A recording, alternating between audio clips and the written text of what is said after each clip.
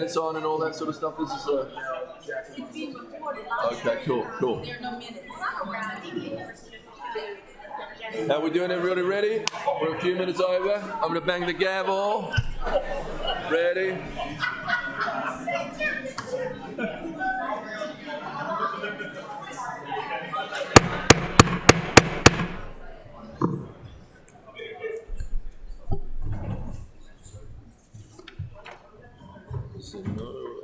So we're doing no Pledge of Allegiance? No Pledge of Allegiance or anything like that? No Pledge of Allegiance? No. Yeah. Welcome. If you could all stand for the Pledge of Allegiance, please.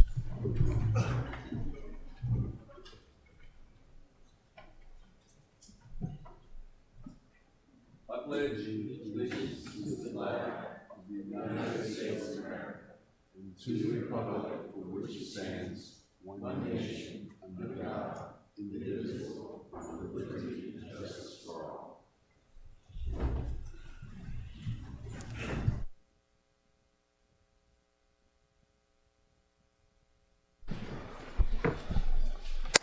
So there's been a coup. First of all, I just get to say for a minute or so, this is a historic moment. We wouldn't be here without historic Annapolis. We wouldn't be here without the sacrifice that everybody in this room has made. And I truly want to thank you for the time that you gave this, for the passion that you put into this project. I know there's so much more work ahead of us, but it all starts with a plan, and we have an amazing foundation to work from. The difference between this plan and other plans is that the water is coming, that sea level rise is very obvious to anyone that lives in the city of Annapolis. We know what water looks like because it comes to our streets on a regular basis. It comes up the bay, into the storm drains, up through the grates, and it disrupts business. Tidal surge, sea level rise is bad for business. It is bad for Annapolis. It is bad for the historic districts. Thank you, everybody here, for helping us tackle this. Roughly 1 year ago, we met at the Market House and we talked about this idea. It was just an idea, and now it is a reality. Thank you for handing this off to the city now that we have to do our part and get this thing in motion.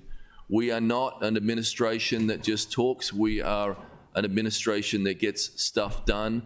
We have a fantastic city council that want this thing to happen. We want to be national leaders on how it gets done. We have an amazing partnership. We are so lucky to have the Naval Academy as a partner in this, a team, a group to work together with. So I want to thank them as well in advance. We know we have a lot to do. And I especially want to say again, that's why I wanted Robert to be up here. I wouldn't be here without him and Historic Annapolis.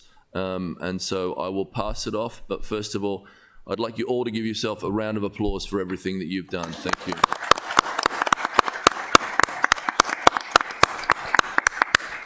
And now over to Robert.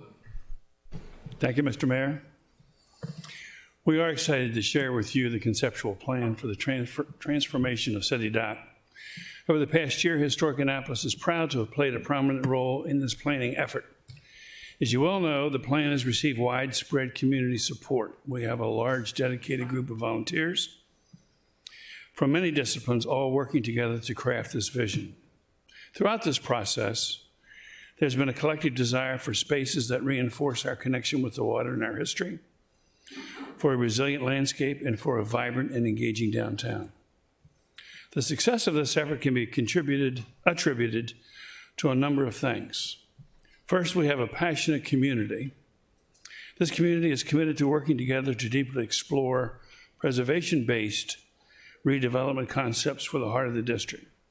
We also have a city administration who champions these concepts. We have a sense of urgency that relates to flooding and environmental issues that are forcing us to look to our future with impatience. And finally, we have an extraordinary foundation that we are building on, a nationally significant, national historic landmark district that is both authentic and unique. Our national treasure must be protected and celebrated. City Dock, the heart and soul of our historic central business district, was recently referred to as the crown jewel of Annapolis.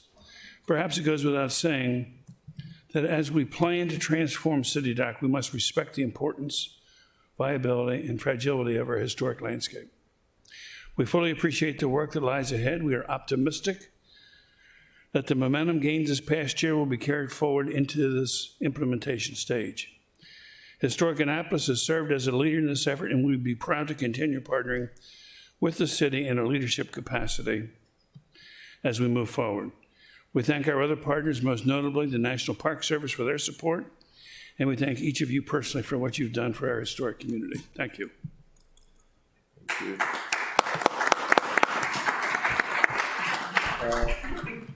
I would now like to bring up Superintendent Wendy O'Sullivan, who is another one of our fantastic partners in this endeavor. Thank you so much, Wendy.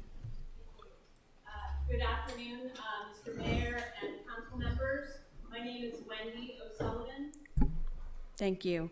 Good afternoon, Mr. Mayor and council members. My name is Wendy O'Sullivan. I'm the new superintendent of the National Park Service Chesapeake Bay office here in Annapolis.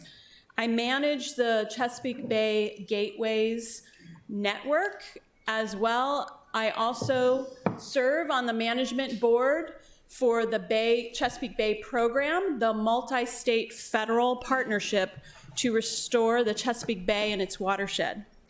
I am here today to enthusiastically join the chorus of support for the City Dock Consensus Plan, and I'm here to share that the NPS is interested in providing additional Chesapeake Bay Gateways matching funds towards some of the smaller yet key components of the City Dock project.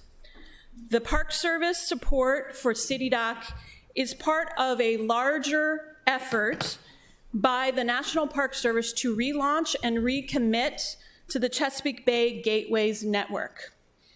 While the big ticket resiliency projects are out of range for the NPS Chesapeake Bay Gateways funds, the NPS is interested and has already begun to partner with Mayor Buckley and Historic Annapolis to help plan and implement future visitor experience elements for City Dock, and in particular, NPS Gateways is interested in the adaptive reuse of the Burtis House and Docks, the last waterman's home along City Dock.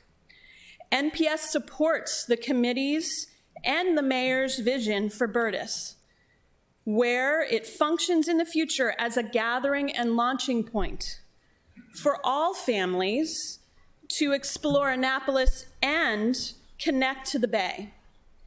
A place to step back in time and, importantly, to connect people in fun ways to enjoy the Bay today. This past year, through a partnership with Historic Annapolis, NPS provided a little over $100,000 of the Chesapeake Bay Gateways matching funds to support the consensus plan efforts. A portion of the NPS funds is being used to conduct a feasibility study for the adaptive reuse of the Burtis House. This year, the NPS Chesapeake Bay Gateways matching funds could, for example, go towards implementing recommendations from the Burtis House feasibility study in partnership with the city and Historic Annapolis, Annapolis Maritime Museum, and other partners.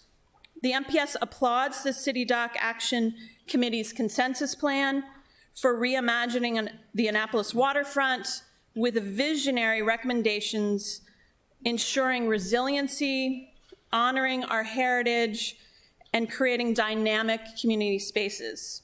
The NPS Chesapeake Bay Gateways program looks forward to joining the city in a long-term partnership and being part of this impressive coalition of partners to achieve big visions together. Thank you.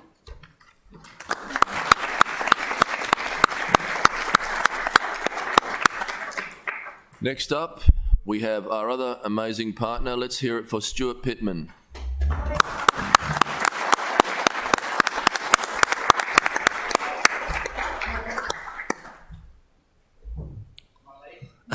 Perfect timing.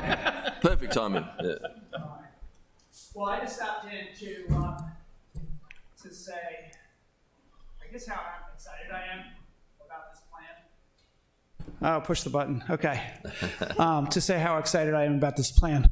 I mean, I think sometimes at the county level we forget that the residents of Annapolis are also residents of the city. I mean, residents of the county.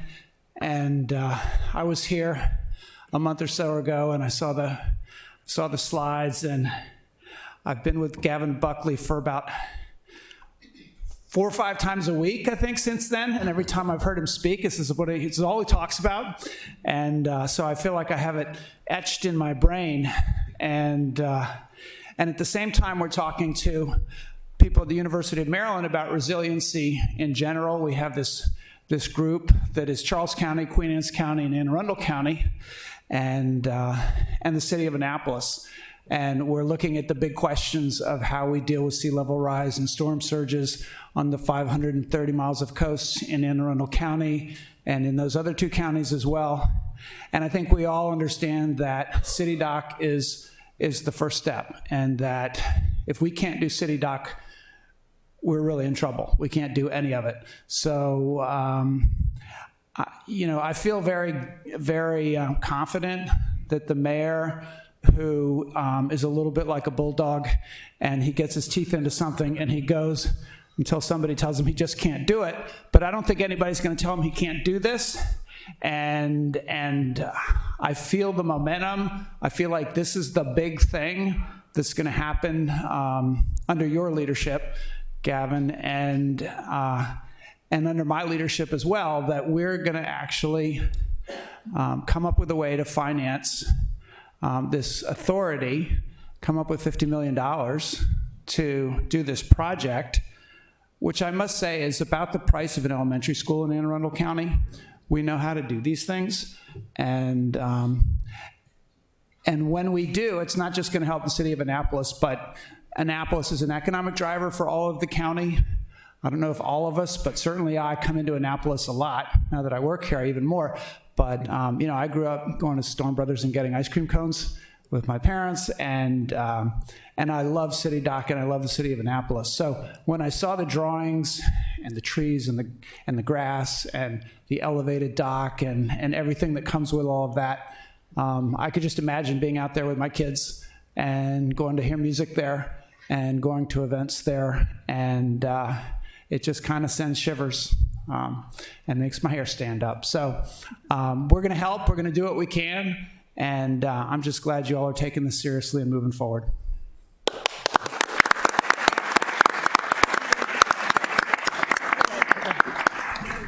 So I'm going to hand it off. And I've heard it before, so I'm going to run. Thank you. I'm going to hand it over to Eileen. But before I hand it to Eileen, I just have to say what an amazing job Eileen has done. For any of you who live in the city of Annapolis, to have the preservationists, the environmentalists, the Naval Academy, the city, the businesses all in agreement on something, she should get a medal just for that. Thank you. That might never have happened. Thank you.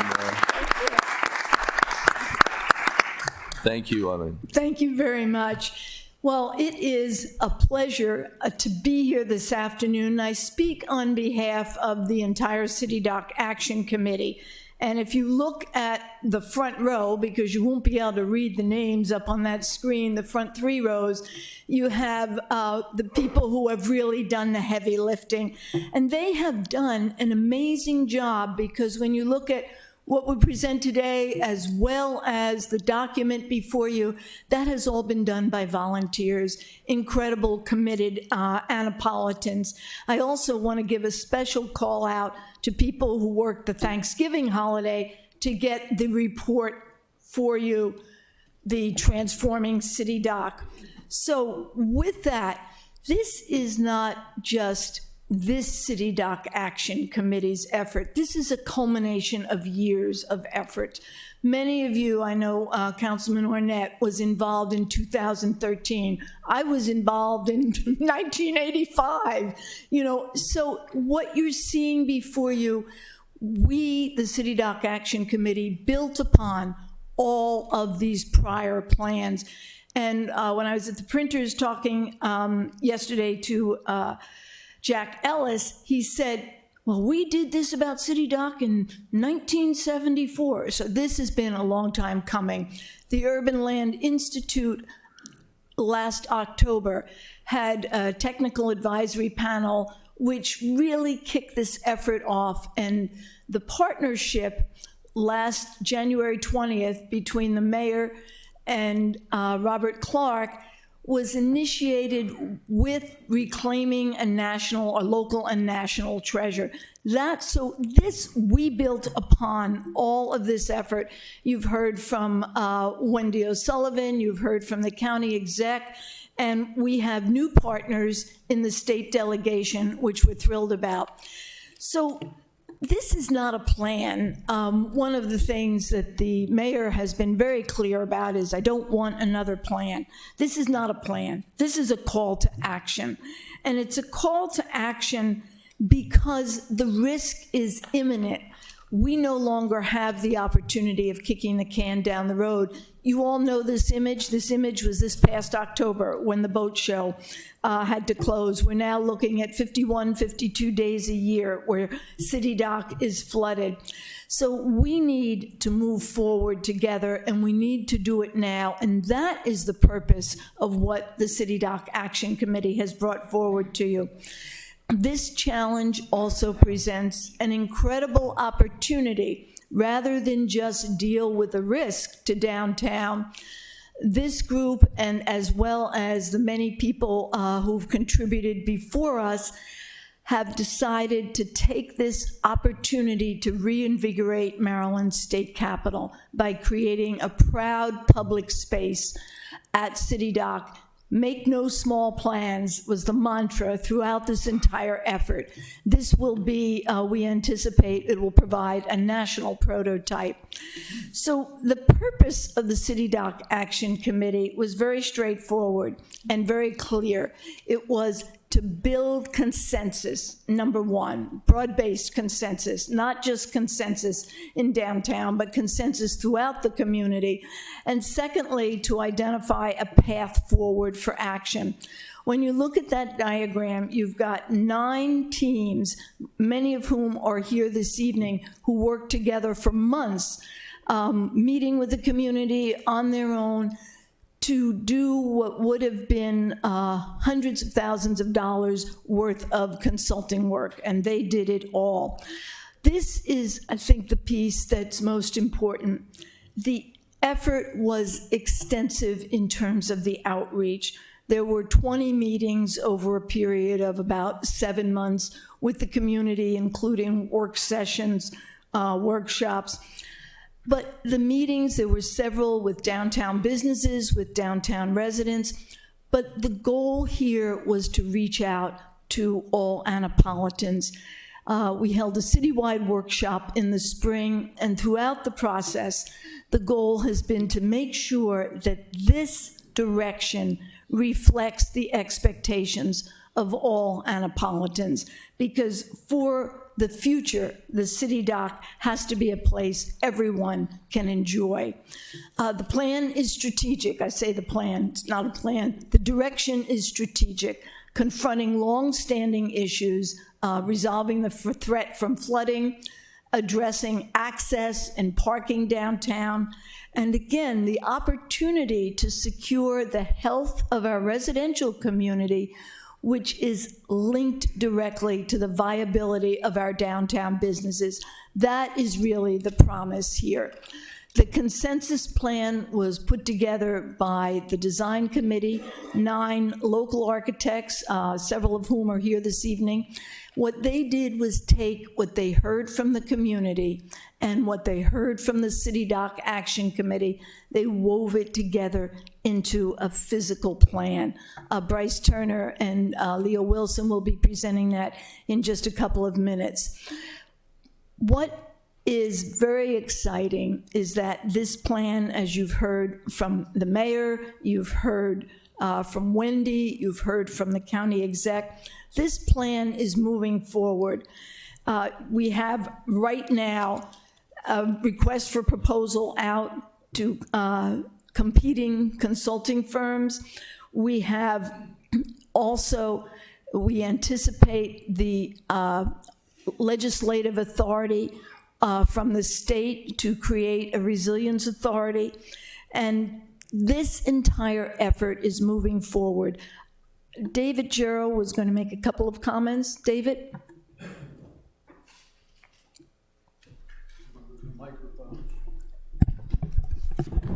Could I just interrupt and Sarah Selfrith is in the audience.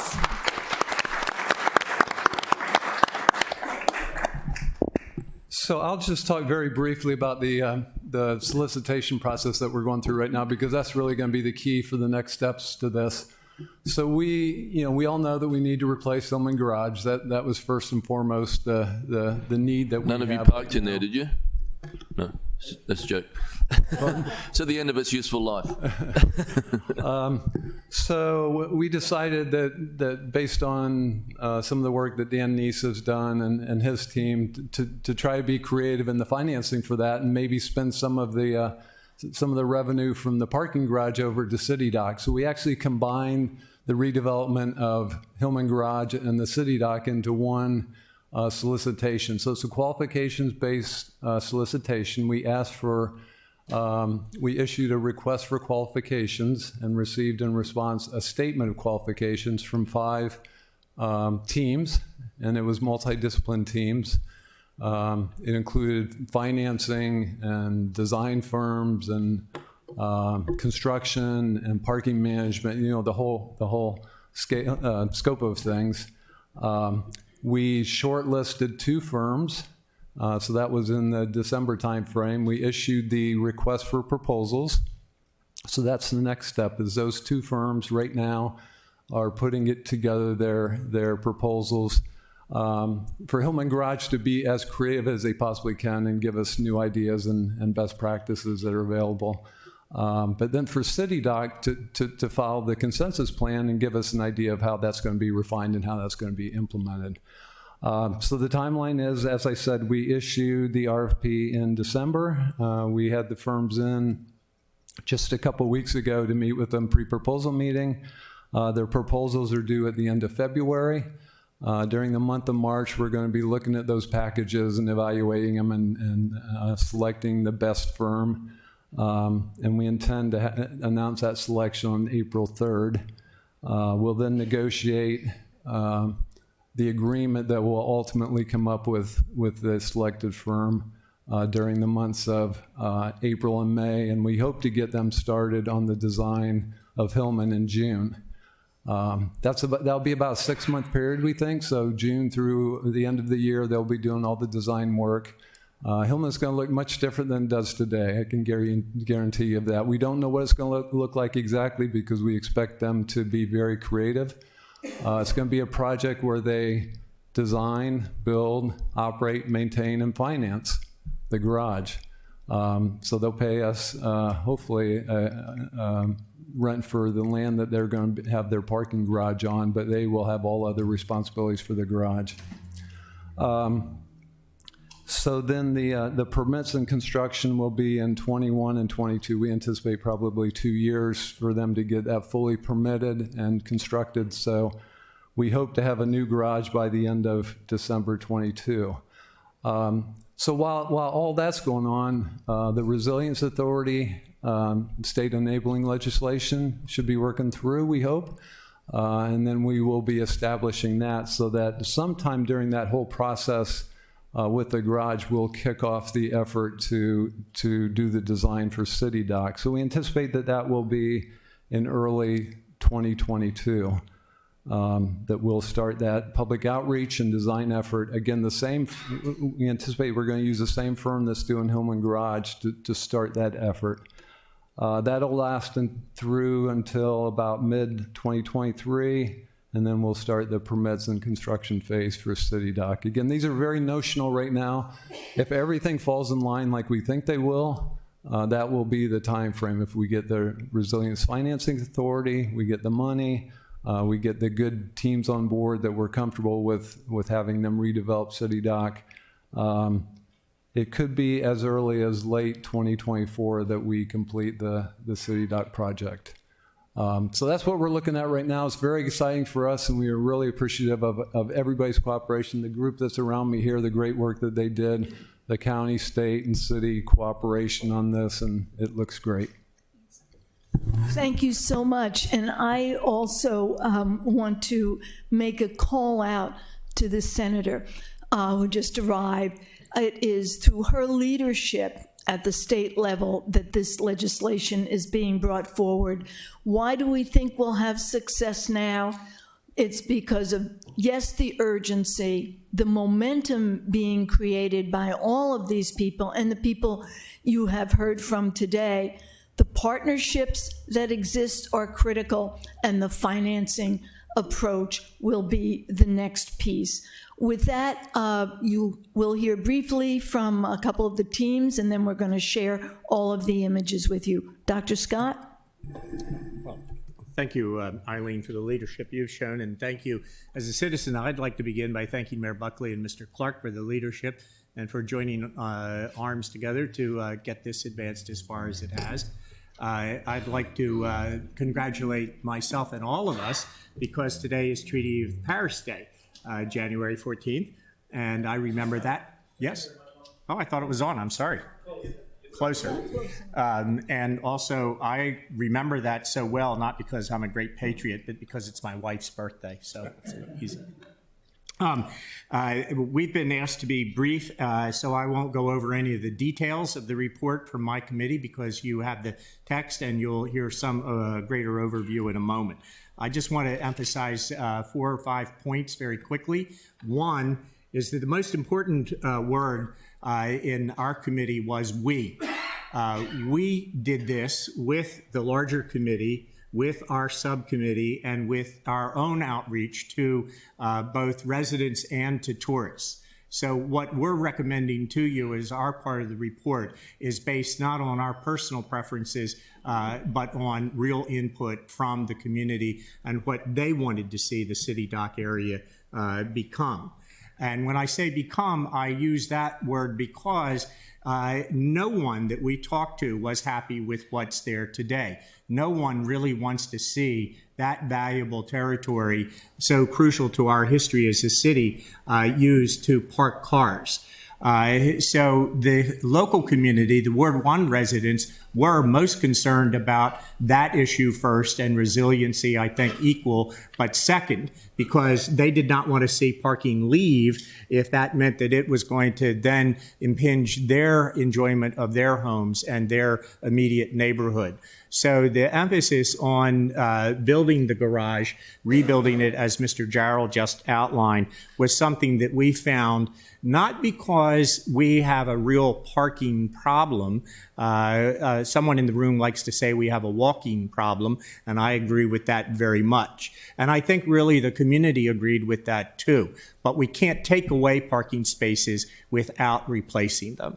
So that's something we found the community wanted, so that we could take the next step, which is to preserve the resiliency of the community, and you'll hear much more about that from the Resiliency Subcommittee. But that's the immediacy that Ms. Fogarty has referred to that's driving all of us forward. The most important thing, though, we found was that the community wants that parking lot to be turned into something that the whole community uses for itself.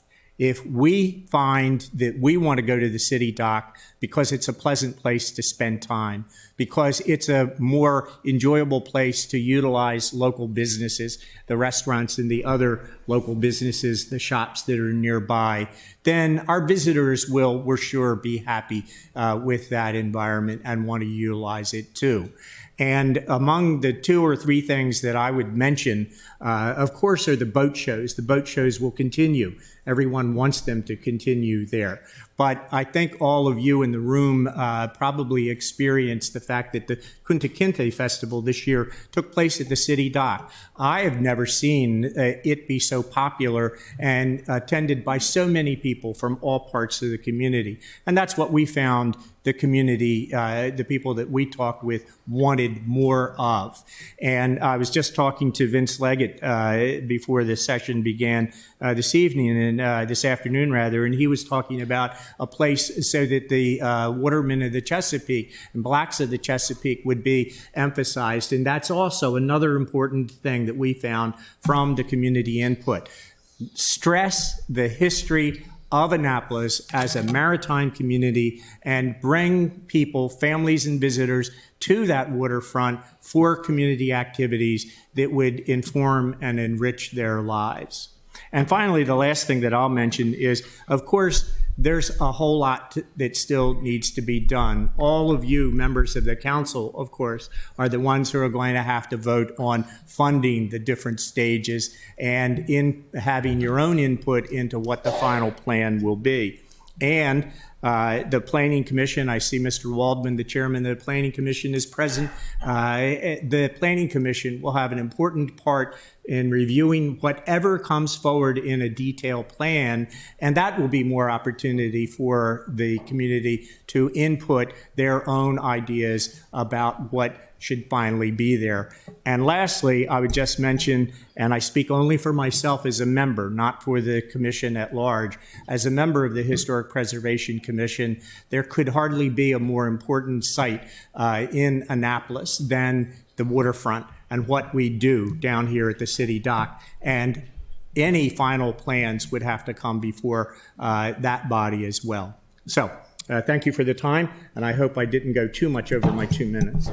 Eileen, could I ask a quick clarification? I think it's important for you to define what you mean by community, that it does comprise both residents and the businesses. It isn't just residents. Sorry. I did make a quick passing reference to the businesses, but yes, when we talk about the community, we don't simply mean the residents of the immediate neighborhood. We mean the residents of the entire city, the business people, both those who have their place of business and or their residents within the city, and then, of course, our visitors are part of our community. They're so important to our community in so many ways.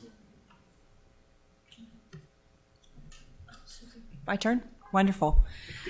Thanks. I'm representing the Maritime Subcommittee, and I have to say, from all of these plans that Eileen was talking about over these past years, this is the first plan that has really action that has really looked at folks who are arriving by boat and the boater and how we interact with the city dock. It was lovely to see this picture on the cover. Thank you for that little extra promotion right there.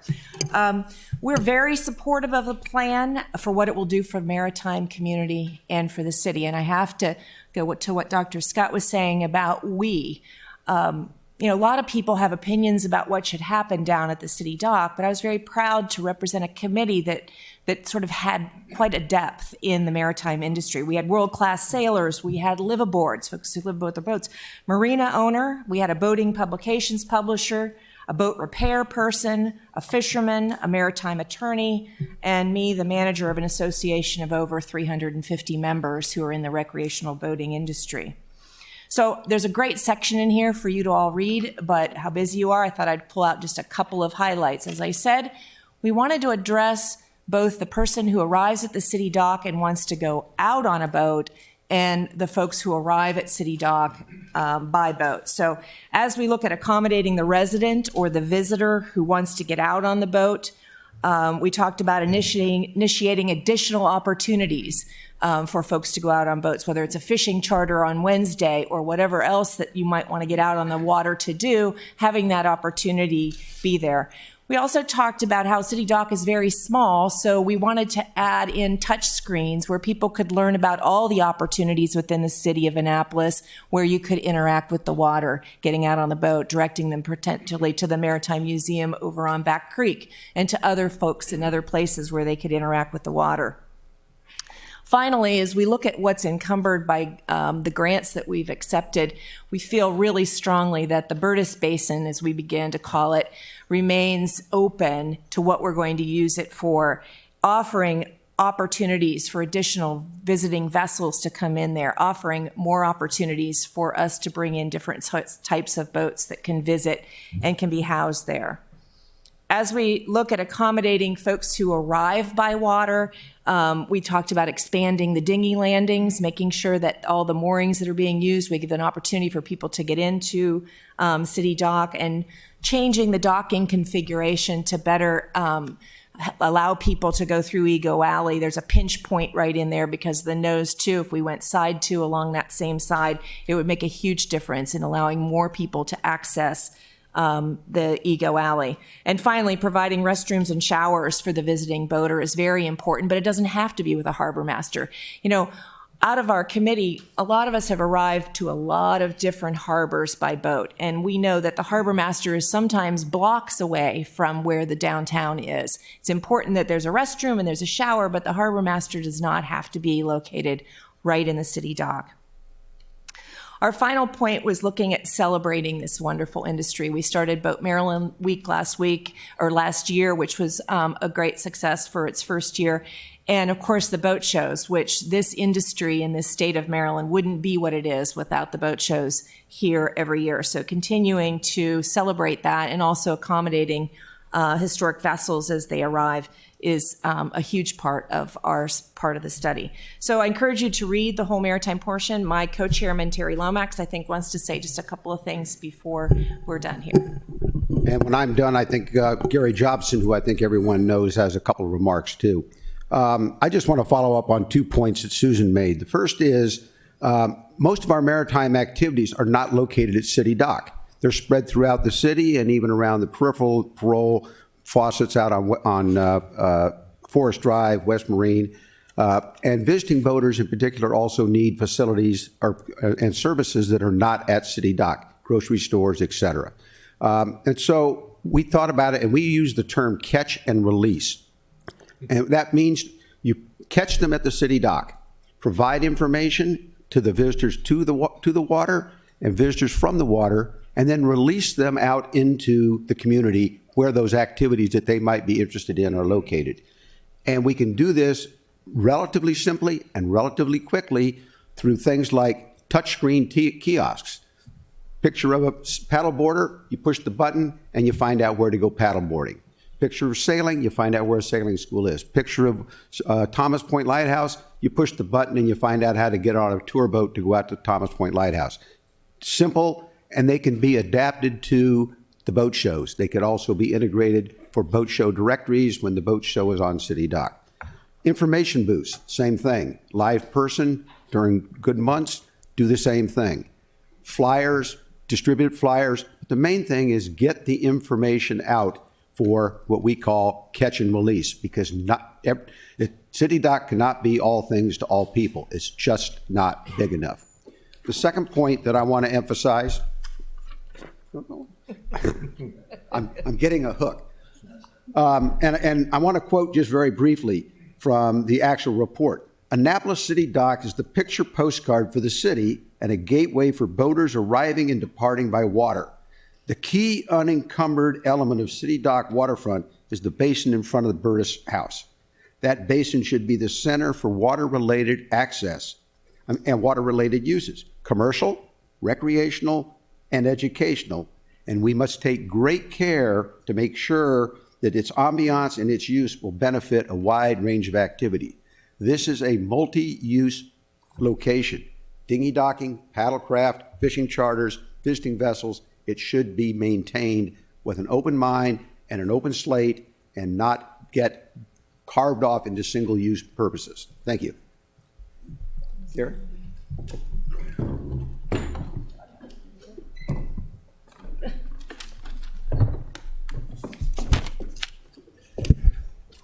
Well, I think my fellow committee members have made some really good points, but really this is a once-in-a-lifetime opportunity. We've had 3 plans over the years, and this one, as has been pointed out, seems like it's going to work. And there's a lot of things that can happen. If City Dock thrives, this entire town will thrive for the residents, for our visitors, for our businesses, and all our institutions. And as Susan mentioned, I can't emphasize enough how important it is to consider Annapolis a gateway, either going to sea or coming from sea, either way. The Maritime Committee considered a long list of items, but we want to keep the boat show vibrant. We want to attract people to City Dock. We want to use their family. Like I said, it's a gateway, and what a wonderful place to convene and to contemplate. And for you on the City Council, what a wonderful legacy to leave behind for the future. 50 years from now, people might say, I don't know how this happened, but thank goodness they did it. And we encourage you to act favorably. Thank you.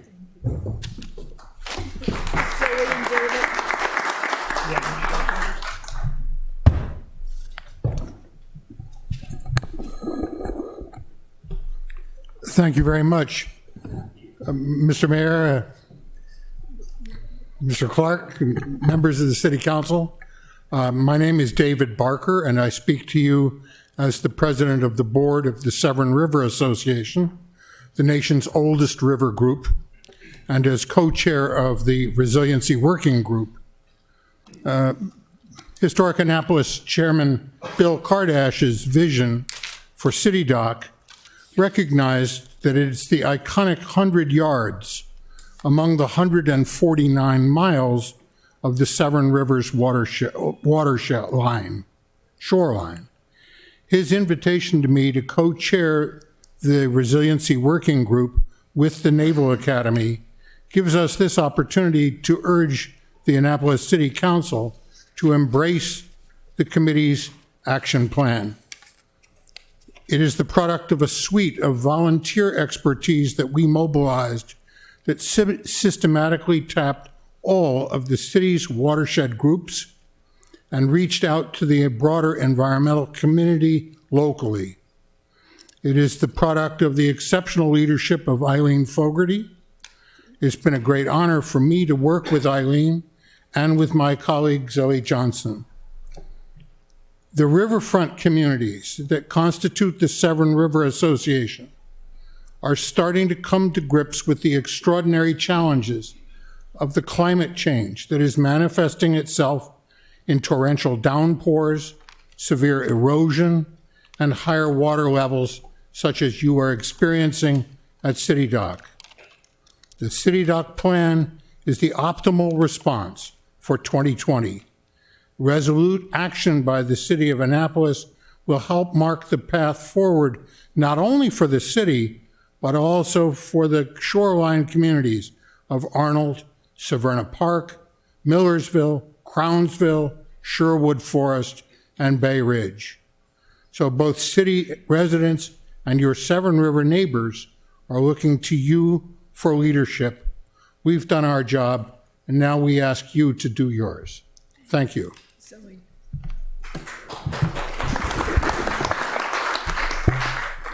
Thank you, David. My name is Zoe Johnson. Thank you, Mr. Mayor, Mr. Clark, and the City Council for having us here today.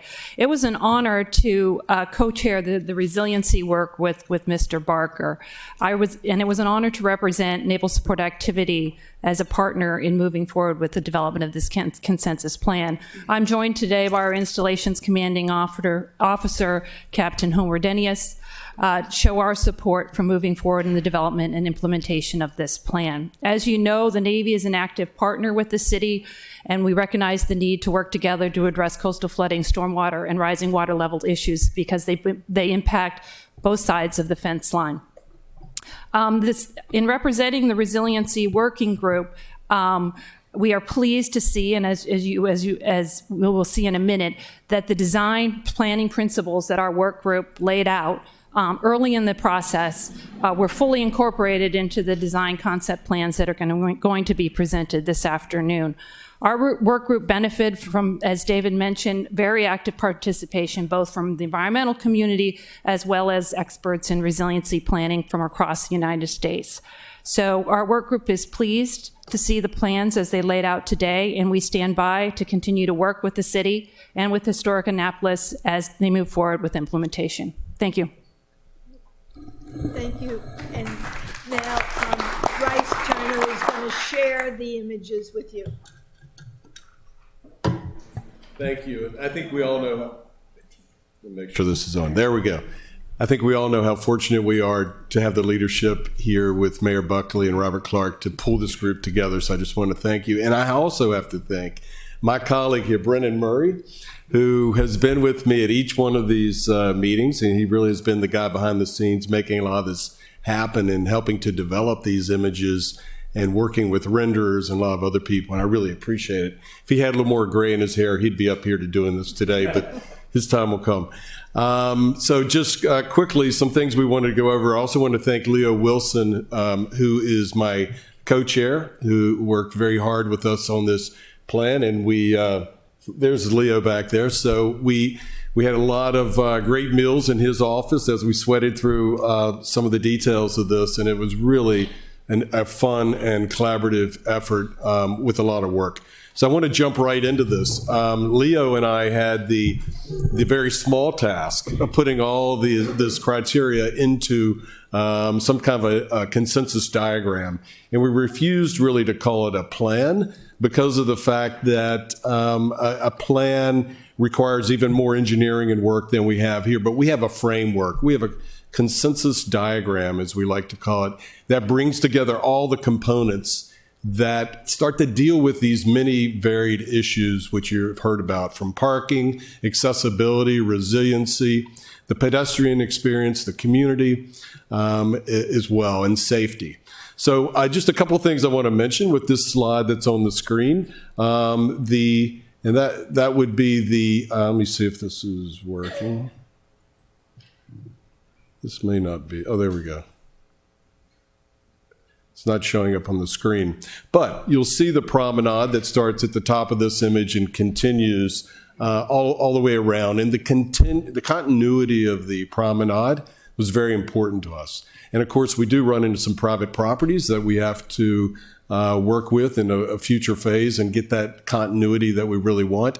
But that's a very important part of this. The ability for anyone to dip their toe in the water, if you will, the magic of the water that we want to be able to present, as well as the community dock that was just mentioned, floating docks that allow for the things at the top of the plan here, the dinghy dock, are going to be really important by the Burtis House, and we think that can be really reimagined and be a very vibrant part of this.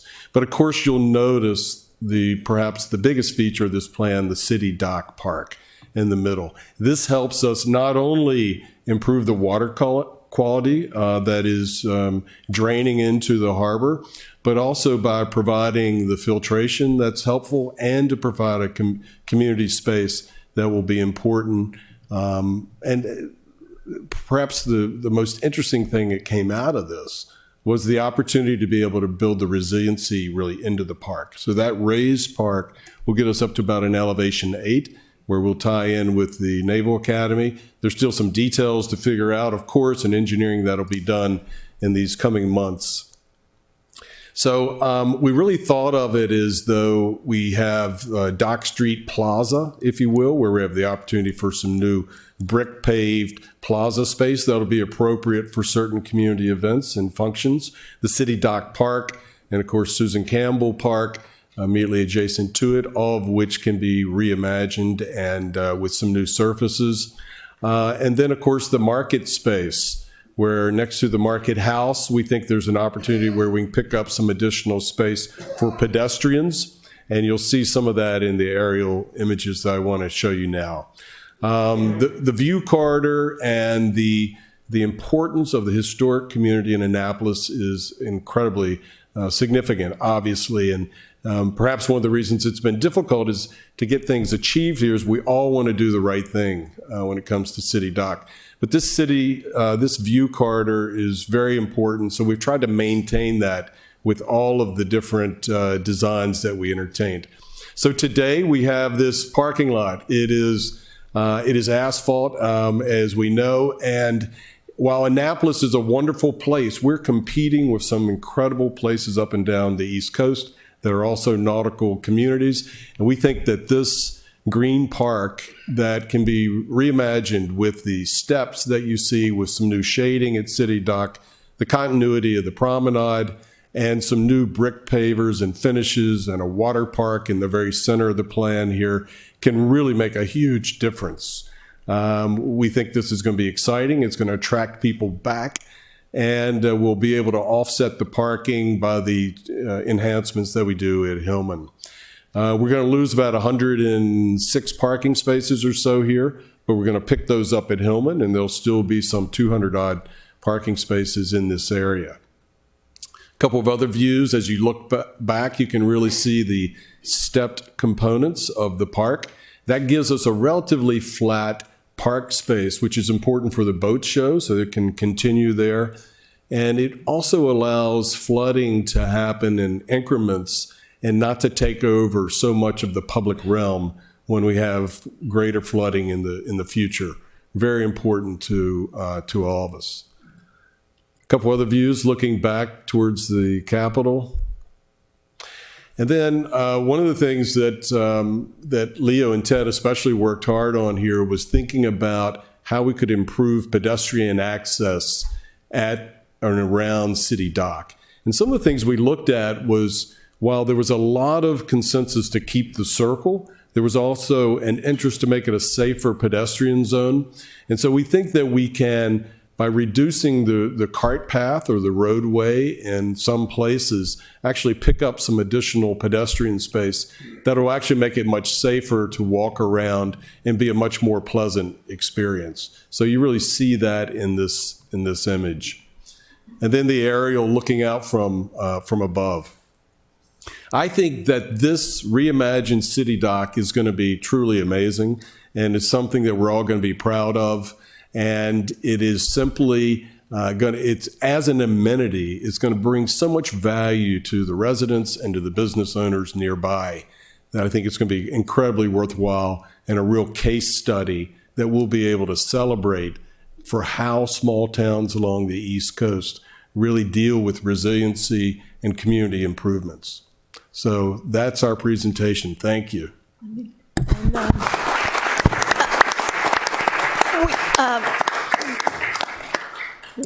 Leo has a comment. No. Oh, he's good. He doesn't have a comment.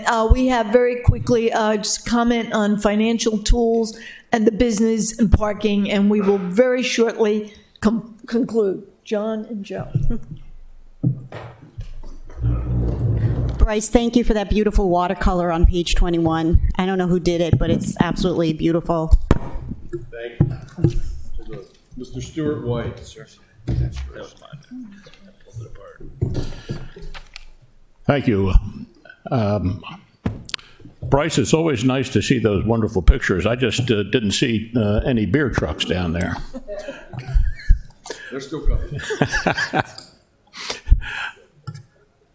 I've been told to be on my best behavior, so I'll try to behave myself. Good luck. I've been told by many people today to be on my best behavior.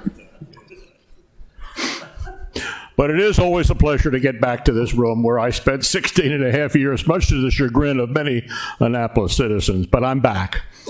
And it's indeed a pleasure to work with Eileen, and I know Eileen has received lots of accolades today and in the past, but she deserves every one of them and probably much more. Anyone that can deal with the myriad of personalities and political agendas and other agendas that put together a report like this, it's amazing. It is absolutely amazing. And Eileen, you've done a hell of a job. And I do also want to acknowledge the members of my committee, Larry Chubnell, Elliot Powell, Sean O'Neill, and Jim O'Hare, who contributed to our work. But The Financial Tools Committee did have an overarching guiding principle where we didn't want we wanted our financing mechanisms in support of these recommendations to not have to rely upon residential property taxes from within Annapolis. But instead, we believe that there should be structured so as to spread the cost of the public improvements among a wide spectrum of beneficiaries, using a menu of taxes, fees, special assessments, and state-of-the-art financing techniques. And the details of our report are contained in the rather lengthy written report that Eileen has put together. And our committee report is there on page 100 through 104, and there are details of what we recommended. It's a daunting task. One of the most daunting tasks of our committee was to figure out how much money we actually will need. And I think I may have created a monster because I have a penchant for round numbers. And when it came to resiliency, I threw out a number of $50 million. And Mr. Mayor, I think it's stuck to the wall because that's the number that I keep reading about in the paper, that the resiliency program is a $50 million program. I hope it's within the ballpark, but the devil is in the details of our financing program. The devil is in the details of this whole report. And believe you me, having sat where you folks are, the details will become a real devil for you all to have to deal with. From the what to do with the Hillman Garage while it's out of commission being rebuilt, to how to pay for the Hillman Garage and who's going to control the Hillman Garage, and then all the resiliency options that will obviously come. So we've just thrown you a plan, and with any plan, the first thing that happens is there's a change. So you all will have to deal with some of those factors, but we do also feel as part of our report that we strongly believe in this independent authority to try to help navigate and really have a direct focus on these improvements of getting the Hillman Garage rebuilt and the city dock improvements made, and also dealing with the resiliency efforts. Thank you so much, Joe. Joe? Mayor, City Council, I'm Joe Rubino, and I was on the local business working group. Joe Rubino from the local business working group, and you'll see from the list, I won't try and read them all off, we had a good mix of local business and property owners, but we went a step further. We actually surveyed the property owners and businesses that are immediately around City Dock, kind of ground zero, so to speak. And we had a couple public meetings really focused on them, kind of an open meeting just for them to attend and dialogue with us. And Eileen, Robert, and Mayor attended those. We had good dialogue. I think the businesses felt listened to. And I think, when you get that mix of people, there's a lot of functional things to happen. Some businesses are concerned about loading. How are they getting their goods? How are they getting, the merchandise? Where's the delivery? Where's the loading and unloading zones? How are visitors? A lot of them depend on the visitors to Annapolis. Where's the drop-off, pickup? How are buses getting in and out of town? Some of that will yet to be refined, I think, in the details of the plans to come. But the fact that that's called out in the plan, the businesses were listened to.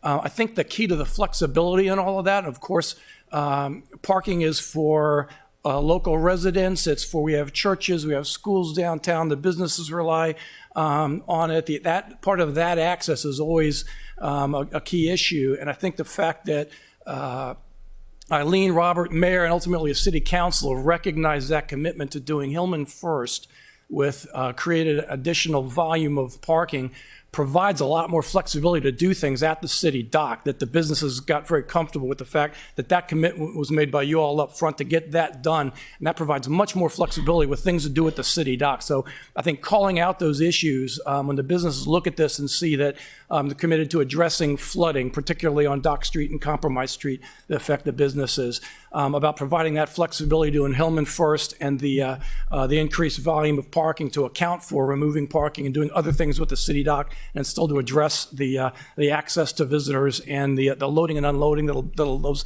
details will come later. But I think the businesses appreciated that. Again, credit to Eileen, Robert, Mayor, and ultimately City Council for listening to those concerns and incorporating them in this plan. So I think it's a good consensus result with this plan. Joe, thank you very much. And last but not least, Ian. Thank you. I'm not sure who I offended having to go last, but having served with a number of you, standing between you and the chance to ask questions, I know is a dangerous position to be in. So I'll be very quick. The parking group started with basically two caveats. One was that sort of decisions about the timing of Hillman was sort of outside of our purview. Our effort was really to look at the web of on-street, off-street parking and figure out how to drive efficiencies there that would create slack in that process, which would be able to take some of the pressure off some of the spots at City Dock. So the second caveat was really this idea of a no net loss of parking, and that if we're going to do anything, we need to figure out how to do that. And we were lucky that we had a group of folks that basically ran the gamut of folks who run businesses downtown, who have their finger on what's happening day to day, and folks who have sort of national and international parking experience, transportation transit planning experience. And really, they were able to sort of put together an approach of, here's what's happening in other communities, here's how other folks have sort of got around issues like this, and here's how to think about it. And the core idea really focuses around sort of trying to do a sort of a deep dive on sort of a parking management strategy that we, in talking with the current parking contractor and talking with sort of folks who were involved there, folks at the Department of Transportation, and all these folks who do this for a living in other places of the country, the web of how we have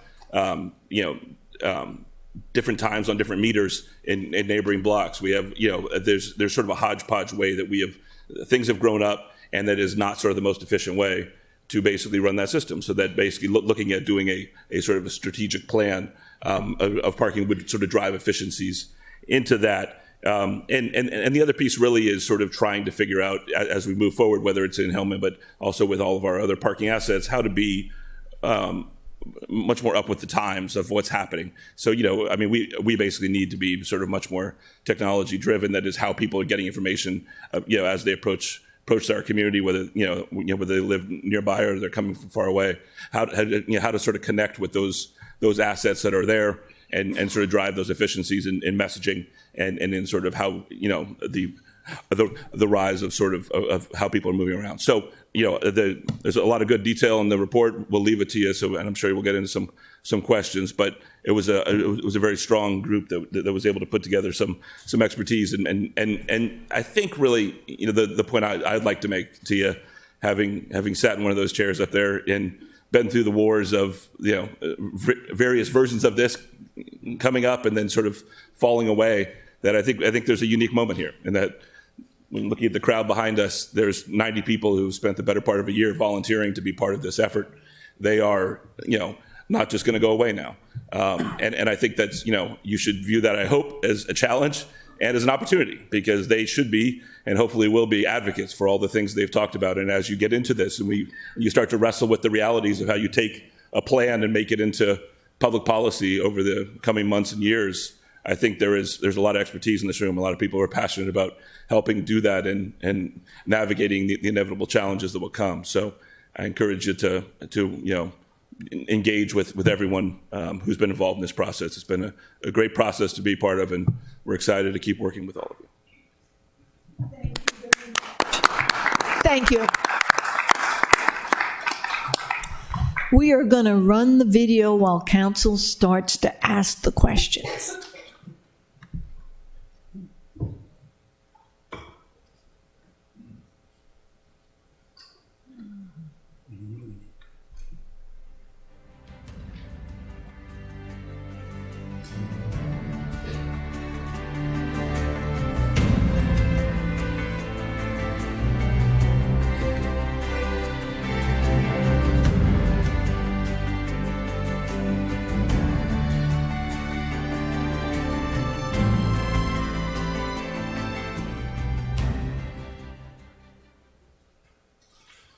So we would all like to stand and give you a standing ovation. So thank you very much. Thank you.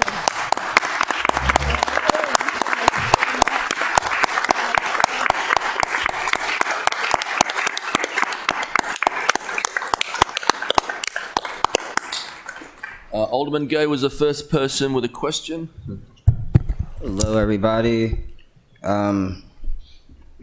this is a great presentation. I'm thankful that you guys put the, the time into this, into the research and all. My first question, just really quickly, you guys talked a lot about maritime history, and how important that is, and how important it is to talk about the history of downtown and historic preservation. And I looked through the book several times, and I don't think I've seen it mentioned here. I didn't hear it mentioned verbally outside of the Blacks in the Chesapeakes. Is there any effort to really tell the story of African Americans in the downtown area and really make this an inclusive area? It could be the Blacks in the Chesapeake story and the maritime work that they've done, or we could even take it back further to like the birth of this city and how impactful slavery was here at the city dock. So I didn't even see the Kunta Kinte statue on any of these remodels of the downtown area. It's, if you look in the middle of your document, I think it's right about, right around, I'll get you the page in a second. There's a reason that the whole middle, what is it? 92? Oh. What time, page? Page 87 and 92. Page 86 and 87. The reason the document falls open to the Kunta Kinte festival was intentional. And that is, and you'll also note in the document, there's discussion about the UNESCO site, and very specifically, the intention of this whole effort is that this not be a city dock that is just visitors, out-of-towners, or even just people who are downtown. It is intentional that it have activities, history for all Annapolitans. And what'll be exciting is the next stages as we go into the implementation. That will involve an inclusive effort by the city to have people representing all of the districts in terms of programming, in terms of what will actually take place. Well, I guess I did see, and I read through this in referencing the Kunta Kinte Festival. I guess my question was more in terms of like actual structural monuments or directional sign, something. You mentioned the kiosk. I'm just trying to figure out where is the actual, connection, the physical connection, as opposed to, just this once a year festival. Yeah, that's a good point. Obviously, the Kunta Kinte Memorial remains there, but additional public art we think is going to be important here, and that's part of this. This is not a plan. It is really the framework for that, and we think that artwork and memorials are going to be important, and that's something that needs some study and consideration. Nothing has been determined yet. The UNESCO marker is going to be something we're going to be working together as a council on where that, and I'm sure I'm envisioning that near Berta somewhere, so that whole basin. Yeah, the UNESCO marker, Dwan, is on page 92, but that is the intention of this entire effort.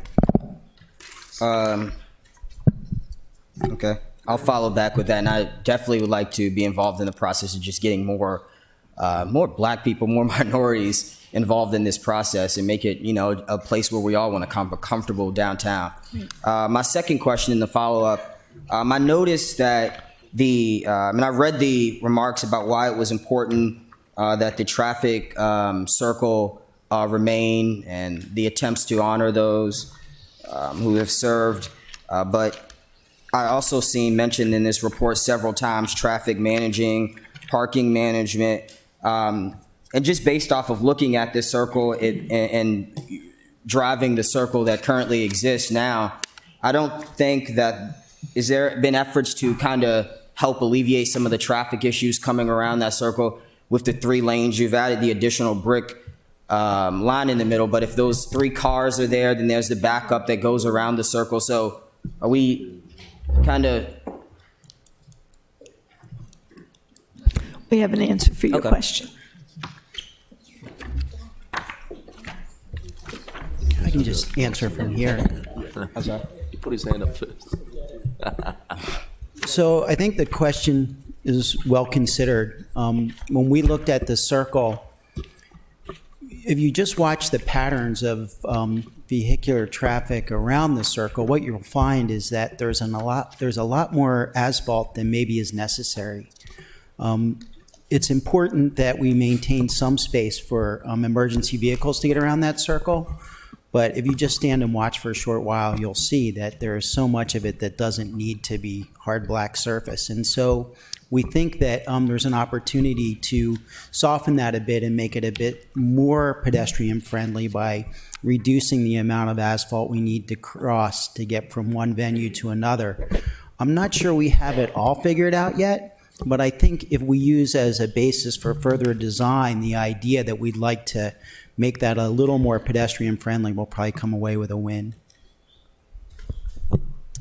I think just my last one, and you can move on to someone. The mention of creating a financial authority and or create a resiliency financing authority, July 2020 through January 21st.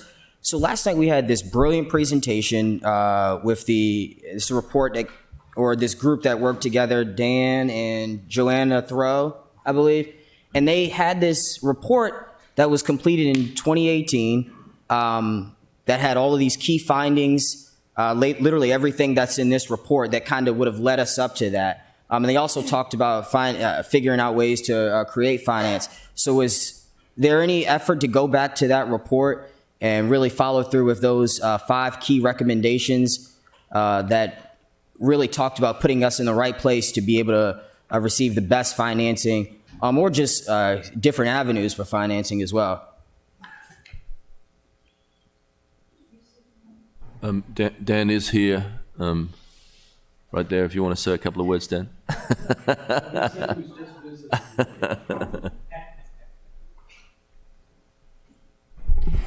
So all this will work, as I said last night when Mr. Neese and Ms. Throw made their presentation on the development of the city's resilience action strategy, I think we're calling it. And it'll all work in concert. So Dan and his Dan through the University of Maryland prepared this stress report that you are referring to. That led to the city contracting with Mr. Neese and Ms. Throw to develop our resilience plan. At the same time, Dan was on the resilience subcommittee of the City Dock Action Plan and has been helping us on the resilience financing as well. So it's all one thing that comes together. And so the City Dock Action Committee has recommended that we consider some kind of resilience authority, financing authority, what that authority looks like, how it's structured, how it's funded is yet to be determined. The first step on that is state enabling legislation, which is, we hope will get introduced in the next week under the leadership of Senator Elfreth and Delegate Learman. Thank you. Alderman Arnett was next, and we are going to be going to O'Brien's at 9:30, and before that, we have to hand out. 5:30. We have to hand out some 4:30 some certificates of appreciation. Just Okay. you know that Ellie is up to you. I think that's a caution to not be long. So in retrospect, I realize that I was uncharitably blunt with Eileen on an earlier report when I said, gee, it's not very sexy and it's really hard to determine. And then I went back and looked at the one that we did, and it isn't very sexy either. But this is sexy. Thank you. Thank you very much for all the effort and the work.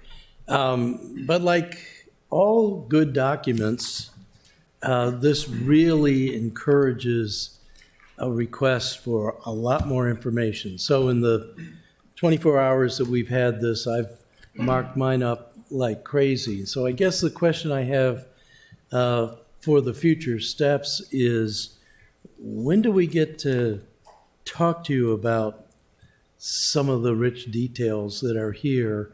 both to get to understand them better, but also inject other things. I realize this is your report. I mean, we're not here to amend your report. This is your report, but it is a working document. It has already gone to the bidders for the RFP, and it will be living, and it'll eventually get, I hope, inculcated into the comprehensive plan. But what is your sense? I know you've all been slaving for a year, and you probably don't want to see this again for a while, but we'd kind of like to have some more time, or I'd like to at least talk about some of the goodies that are in here.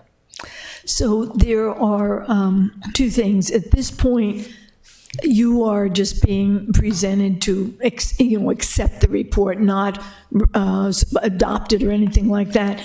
But what certainly this entire group, and that includes all of the partners, would like to see is a direction from City Council that you want to move forward with this effort. So you have the movement forward, which is taking place, and I think it's essential that Council be a part of this incredible success. Separately, there is lots of opportunity. I'm not going anywhere. You have this incredible pool of talent for us to come back, sit down, and talk through some of the details, because you as council, as you go forward, you, I'm sure, Ellie, you, all of the council, you may have some things you're going to want to add to it. So we would look forward to coming back and joining you to get into the details. Now we are really here to say it's time for action. Let's move the direction forward. Well, it's moving. I mean, the RFP, as you heard from Director Gerald, is chugging along, and that's going to drive a lot of this and the timing of this. But there are, as I said, there's an awful lot of things in here that are intriguing. There's some things that the mayor and I and Brian Callahan are working on, like trying to get back some of our slips on City Dock so that we have more flexibility. So, yeah, we look forward to having an opportunity to pursue this more fully. Thank you. And I would also say, Alderman Annette, that when the two bids come back, or the ideas come back from the two companies, that is our moment to add things in that we think we would want as a council. So that is not going to be a set plan. They're going to bring us some ideas. We'll put our ideas forward and come up with something. Alderman Tierney was next. Oh, thank you, Mr. Mayor. I guess because of my background, I couldn't wait to dive into this, and I'm treating it as a real fluid project. I have a list of questions that I'll give you to assist in developing the path forward. I looked at it broadly, and there's probably three questions I can ask today. First, I do want to say to Dave Barker, because we will be drafting a resolution, and I'm writing down some buzzwords for that resolution, and I do have to tribute David Barker for using that term, optimal response. This is the optimal response to addressing resiliency at City Dock. I just wrote that down, and thank you for that. So first, looking at it as a contractor, is this going to have a date, a firm date? I think right now it just says March to January, but it will be a dated document, correct? No? Yes? Eventually? It says January 2020. We can put January 24th on it. Okay. I mean, January 14th. We can do that. We'll put a specific date for the document. Okay. And then the consensus, how is the consensus for where the Harbor Master Building going to be developed? Because it's not quite clear. There is some mention of it in the Maritime, and there was a kind of an interesting idea about putting the Harbor Master in a storefront, which was pretty interesting. And so how would that? I mean, I think in regards to the Harbor Master Building, the plan, and I failed to really point this out in the plan, so I'm glad you brought it up. But the idea was to reduce the size of that building that's currently at that point. And that really is the demarcation kind of between Dock Street and what will become our green park. And so there are a lot of utilities that come into that building. So we think we have to keep some component of it and redesign it and repurpose it. But the idea would be that the Burtis House could include some of those uses and an adjacent structure immediately next to the Burtis House. Okay. Treating this like a performance spec or eventually a performance spec of some, there is some overlaps in what different groups thought, or there's some hidden scope. For example, there was in one group saying they want underground utilities. That's a big deal. So that will have to be something to solidify, because that could really skew the budget and that kind of thing. So that's just my broad statements. It's a wonderful and beautiful document, and I think if we focus on it becoming a performance spec, we'll get sound response to it. So thank you very much. Thank you. Thank you. Alderman Savage was next. Thank you, Mr. Mayor. First of all, I just want to thank everybody. This is an incredibly impressive document. I haven't had a chance to pour through it, but it's very well organized and very clear. So I really look forward. Yes, I look forward to going through it in more detail. So again, thank you. I know we're all volunteer effort, and I do hope that all of you will stay involved. I would like to maybe we can even have the separate committees come to the appropriate council standing committees in the future to try to identify some more specific action, implementation, and that kind of thing. Identifying, discussing policy would be really incredibly helpful, I think, to us. And so thank you. And I don't know if this is the time to get into specific questions. I have a number, but I'll just have one question for now, having to do with the downtown, the pumps. How is that integrated in as a part of this process? Is that going to be changed in light of some of the proposals in this document? That's a good question. I believe, is Zoe the person, or is David the person? David's the person. I can just mention quickly, we recommended, the Resiliency Working Group recommended that we support both the short-term measures that the city was already proposing to address nuisance flooding, both on the compromised street and the dock side.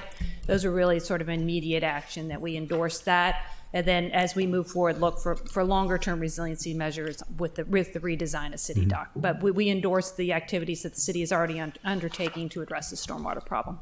Okay.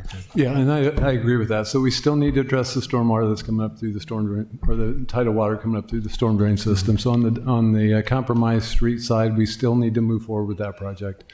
On the dock street side, because that whole area is going to be redeveloped, we're really holding off on the long-term addressing the storm drains. That will be addressed at that time.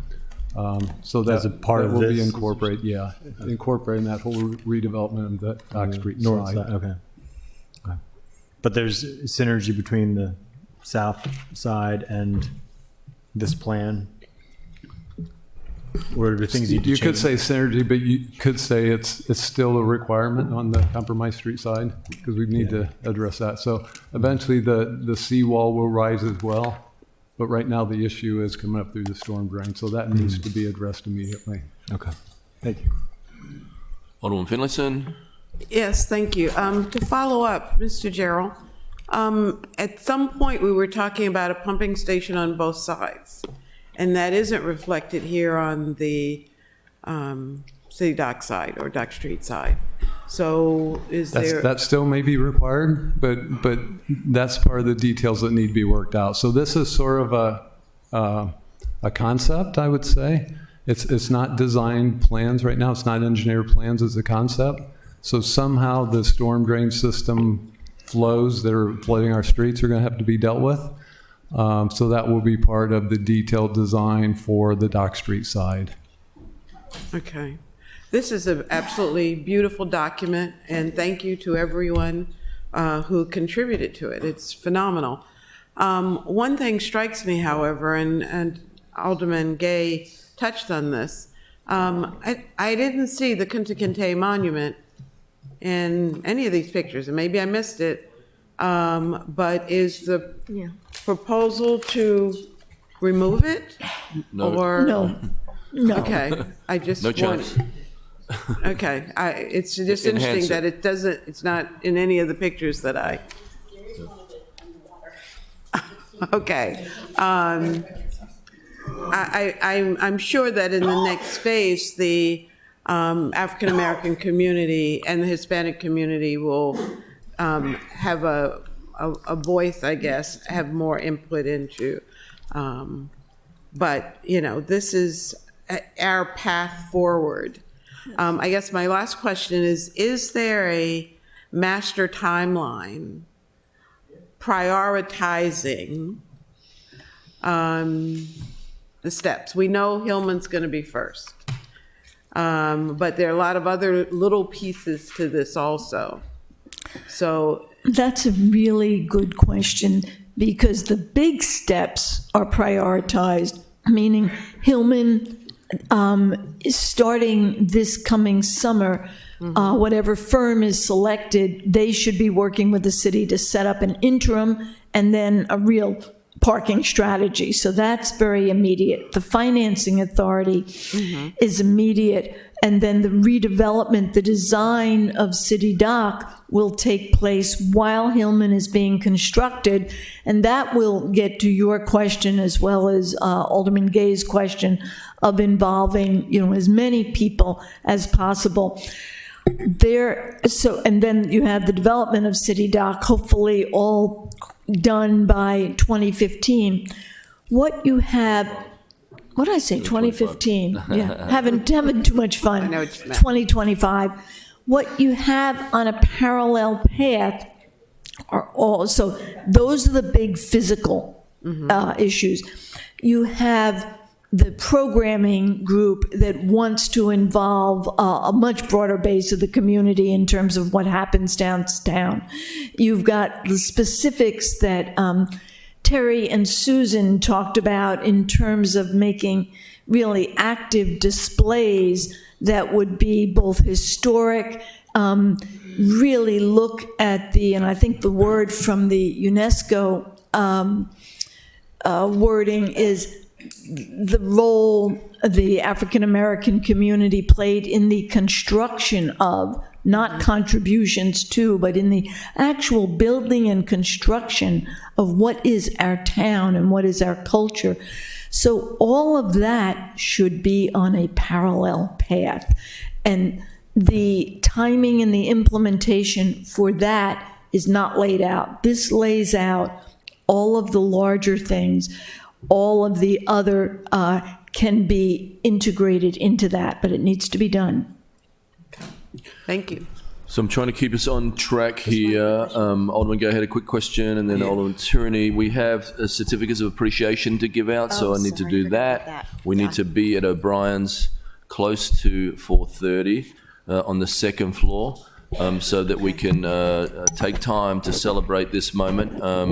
I know there's a lot of work ahead of us, but I really believe we should take a chance to pat yourselves on the back for this. Alderman Gay. Yeah, I know the traffic for me on that stretch is just a huge concern. Is there consideration I didn't see here, or I didn't see verbiage of it either? A light maybe at the dock and market space where it is like the worst intersection in the state of Maryland?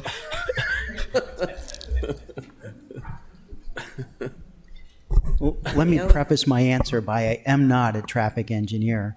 I think many people would agree with that. What we're trying to do is we looked at the T intersection that was proposed in the City Dock Action Committee. And while Alderman Arnett is enthusiastic about that, he is in the minority. And so what we found is that after discussions with so many people, the consensus was to preserve the circle and to figure out ways to make that work better. What we did also was reduce the number of pedestrian crossings and try and solidify locations that are a little bit more fluid, that work better in terms of connections. But there really wasn't, we couldn't get any traction with additional traffic controls beyond trying to improve the opportunities for people to cross safely. But additional lights were a big problem. Hope that with the additional parking, at Hillman that you just won't even have to worry about people traveling in that direction? Well, I don't think that's going to happen. I mean, I think we're going to have as many cars today as we did yesterday for the foreseeable future. But I think the opportunities for pedestrians to cross safely are enhanced greatly by the plan you have in front of you without the lights. Thank you very much, Leo. Thank you. And Alderman Tierney. Yes, just really quickly. Interwoven in this report, there's some mention of some standing committees and some task force. I just want, you should probably make a list of those that you think are necessary so that we don't reach, an obstruction along the way. Yes. We reference what we call a city dock implementation team. It will be, a tight group of the experts so that council and whoever the selected consulting firm has can take advantage of their expertise. Thank you. So first of all, really quickly, I want to say wherever you are on sea level rise and when it's going to happen, that is subjective for a lot of people. But what is real, every hurricane season, we wait with bated breath to see if there's going to be another Isabel. We wait to see if there's going to be a high pressure system over Norfolk, whether there's going to be a full moon. Every season, it is real to us. This plan would have stopped an Isabel for City Dock. We have a lot, 17 miles of coastline to work on outside of this, but what happened to the businesses wouldn't have happened. Secondly, if you look at the High Line in New York, we know that mile and a half, and this is a little mini raised area, a little mini walkway we're going to do, but that stimulated billions of dollars of investment around it. This will stimulate improvements all around that area, so it is a win-win. I would first like to give out this certificate of appreciation to Robert Clark. We can't fit all of you up here, even though we thank you so much for everything. So we're going to get the heads of each group, working group, to come forward. But first of all, if Wendy O'Sullivan could come behind the mic with us here, and I'm going to hand this to Robert Clark for a photo op, if we could. And Susie, you got a picture there for us? Can you get it from here? Yeah. Call out. Yeah, but okay. Okay. Okay, sure. Okay. Right. So I'm gonna do one here. Oh, sorry.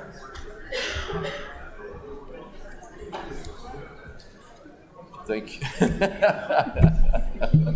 You get a piece of paper. There's no check.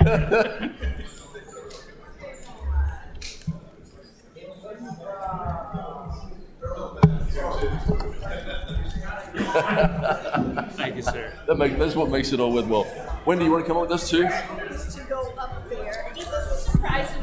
No worries, but you're on top of the list, and I wanted to sort of give you. Breaking down. Get this too? Piece of paper up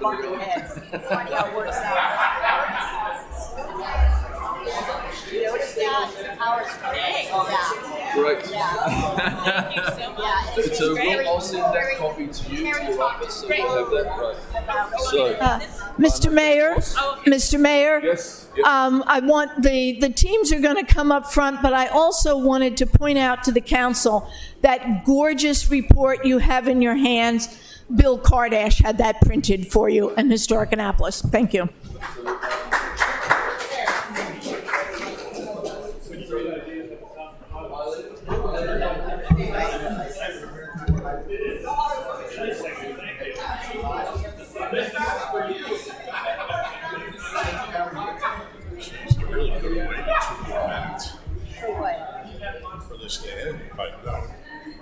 Oh, where did you go? No, it's entry. I'm gonna skip whatever. Hey, on the MLK dinner. Tonight.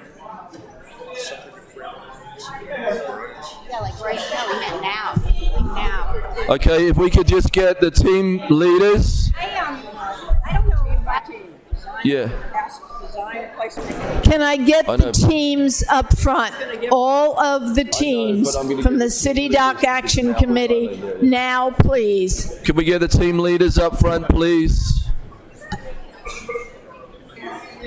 need to use a gavel for this one.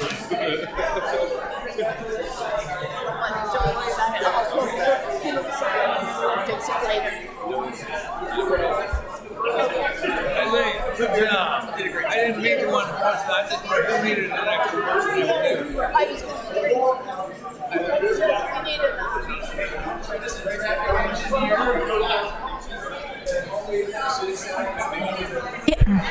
Can we have the teams?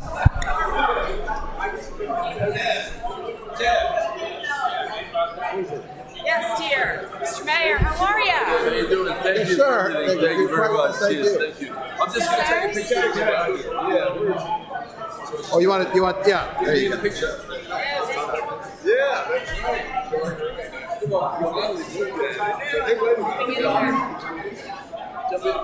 Come on. Way down. So do you want to do something here? We got.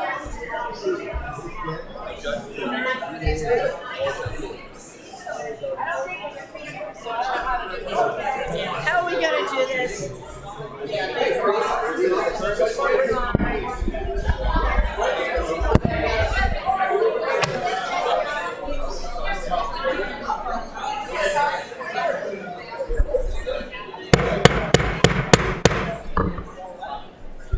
So I will be adjourning the meeting so we can get off camera, but could the team leaders come forward?